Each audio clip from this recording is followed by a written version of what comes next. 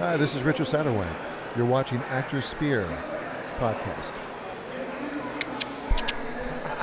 Perfect. All right, now where's my PA? Whoa, is it loud out here?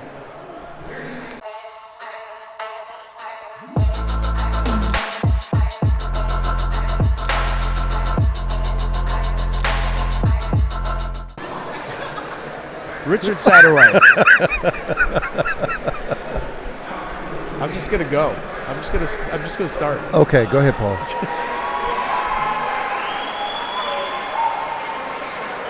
I feel like it's been a long time coming, Richard Satterwhite. I'm gonna keep saying your name over and over too. I appreciate that. Yeah, Richard Satterwhite. Thank you. Yeah, it has been a long time coming. Yeah. Finally got me in front of a microphone. Thank you. Was that a sincere thank you? Absolutely sincere. Okay, all right. You've known me a long time. I have known you. If nothing else, I am sincere. For over 20 years. 20 years. Good Lord. Yeah. Ever since that first day on the set of Nicholas of Myra, the story of St. Nicholas. St. Nicholas. Who, a.k.a. Santa Claus. Thank you. Yeah. 20 years. Yes. Christopher Kringle, a.k.a. We hit it off on that. We've told the story over and over again, but we've hit it off immediately on that set and have been friends ever since. And you're one of those friends of mine where I can just not talk to you for weeks or months even and just pick up the conversation just like that. That's the mark of true friendship. Yeah. Which is definitely appreciated. I hold a very small circle of those people. So I'm glad to count you among them. I'm pretty honored to be counted among that small circle, the circle of trust. So this event. Yes. The second annual Casting Buffalo Actor Expo. Which is fantastic. I attended the first one. Yes, you did. And coming out to support Casting Buffalo is the right thing to do. Great bunch of guys who run the organization. It's a fantastic event. And there's a lot of people have no idea how much is going on in Buffalo. Oh yeah. This is just the tip of the iceberg too. I mean, this is a huge event. It's there's so many different companies and people representing today. But again, it's just the tip of the iceberg. And I'm excited to show people, especially newcomers, people who might want to start acting and become a part of the entertainment industry. Yeah. What we actually have to offer. Yeah. A lot of this is new to Buffalo, and definitely kudos to the guys at Casting Buffalo. The growth in Buffalo in the film industry, all the cottage industries that small businesses that sprung up out of a lot of the potential that exists right across the street, brand new film studio. It's nice to see the growth, to have been around long enough to witness it. Yeah, and we have seen it grown from almost nothing to what it is right now, and there's a lot of pride in that. Yeah, I totally agree. Being a transplant, it is nice to see, especially for a lot of the young actors that the schools are turning out, Buff State, University, Niagara, UB, that a lot of those young graduates are actually able to take advantage of not just the theater, but the growing film industry as well. A lot of independent companies. You have the 48-hour film coming up this weekend. Yep. So you have a lot of places for these young actors to work. Yes, yeah, lots of opportunities, and like we've talked about it before on this podcast. But even if you feel like there isn't enough opportunities for you, you could always create your own. And that's what a lot of people have done. A lot of even the more successful filmmakers in our community just started by grabbing a camera and Shooting. Shooting, exactly. Yeah. I mean, looking around at the vendors who are here right now, these are the businesses that actually said, I see a void. Let me create something that they don't have in place right now. And that's what you see around you right here. Yeah. From stunts to headshots to costumes. It's actually quite impressive. And it's only going to get bigger. Yeah, absolutely. Yeah. And, Buffalo's creating their own niche. And there's a ripple effect. There's a wave that people, not only in our area, but in the larger area, Rochester, Syracuse, even south like Fredonia, there are little bubbles of film communities popping up here, there, and everywhere there. Yeah, you're right. So it's a very exciting time. Yeah, 100%. So you and I, so you were born and raised in Pittsburgh, right? Correct. Yeah. But you're a Buffalonian. I mean, you've been here forever. I've been here long enough to consider myself a Buffalonian. Yeah, absolutely. You're correct, sir. Yeah. But you and I have had a lot of experience working in Pittsburgh. And I think we did more of our work probably 10 years ago-ish, would you say? Because there wasn't as much opportunity in Buffalo, so it's almost like we had to work elsewhere. That's it. And the reality is, of course, that as a SAG actor, it's challenging. We're not there yet here in Buffalo. Production does come, and I've been fortunate to have taken advantage of some of those productions when they've come to town. But this isn't New York City yet. It's not LA. It's not Chicago.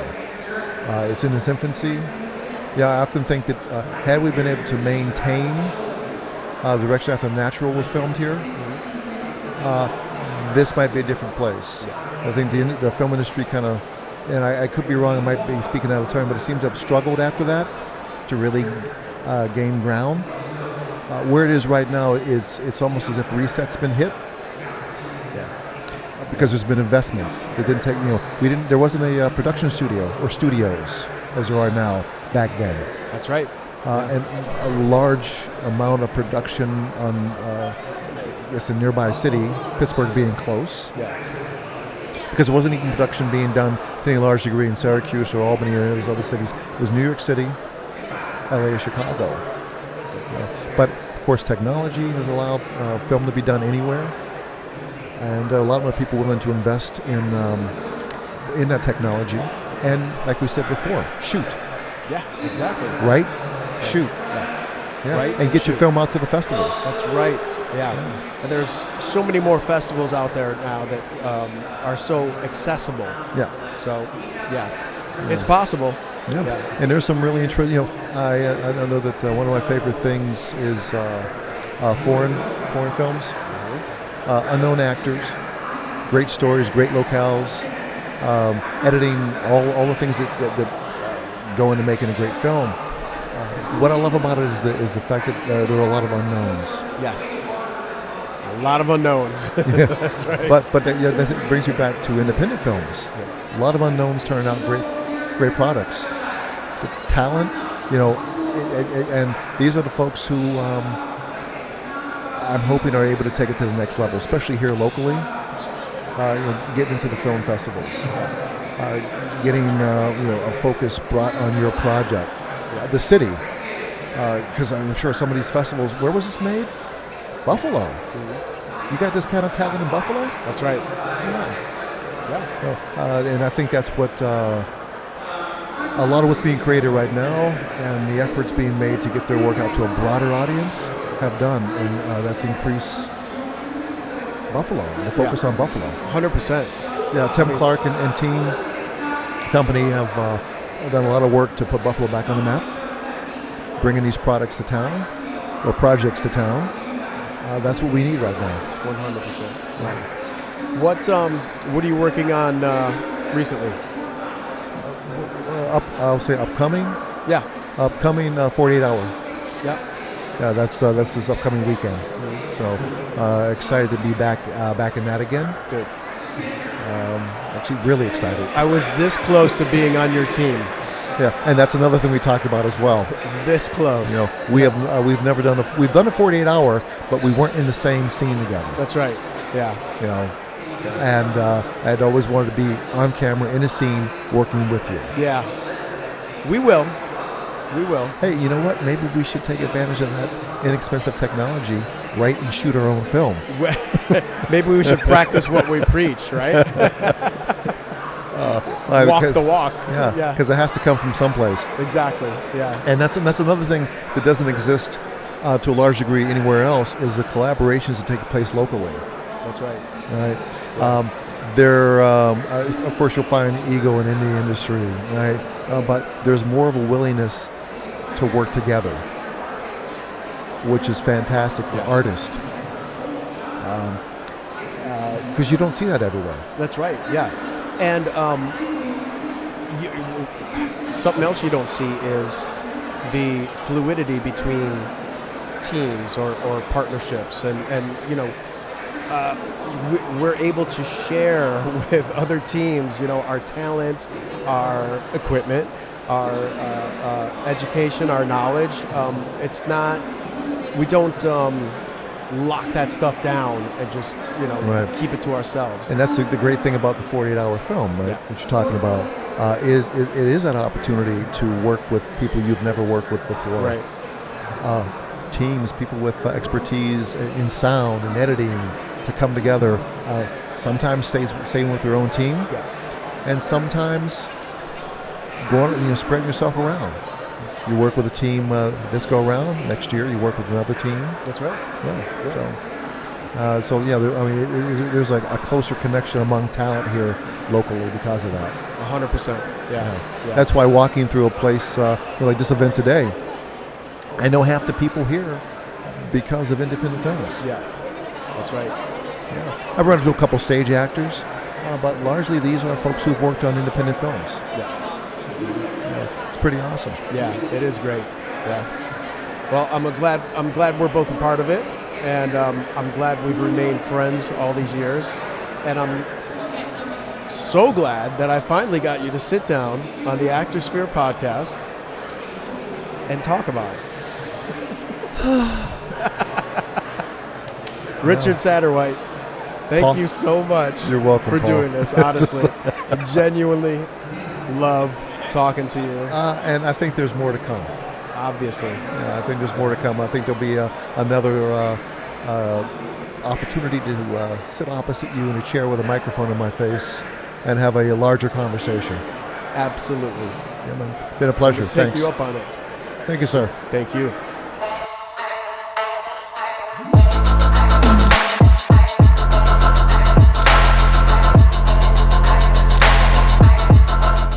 The Actorshpere podcast is brought to you by Raisin Insurance. Do you have insurance? Everyone has to have insurance, right? Once you start adulting. I had insurance and I did it all myself. I went online and thought it was easy. Just, typed in all my information, got a quote, paid everything online, didn't talk to anyone. But then I was referred to Anthony at Raisin Insurance. And he said, you know what, man, let me just check out your insurance and give you a free quote and see if I can save you money. So I said, okay. And he came back to me with quotes on my homeowner's insurance, my car insurance, my motorcycle insurance, my everything. And he literally saved me thousands of dollars a year just by doing the work for me. It was easier than going online because all he did was make a phone call and give him some information, and he saved me thousands of dollars. I couldn't have done that on my own. So call Raisin Insurance at 716-791-7475 for a free quote. Again, you can call or text 716-791-7475 at Raisin Insurance, or go to insurancebison.com.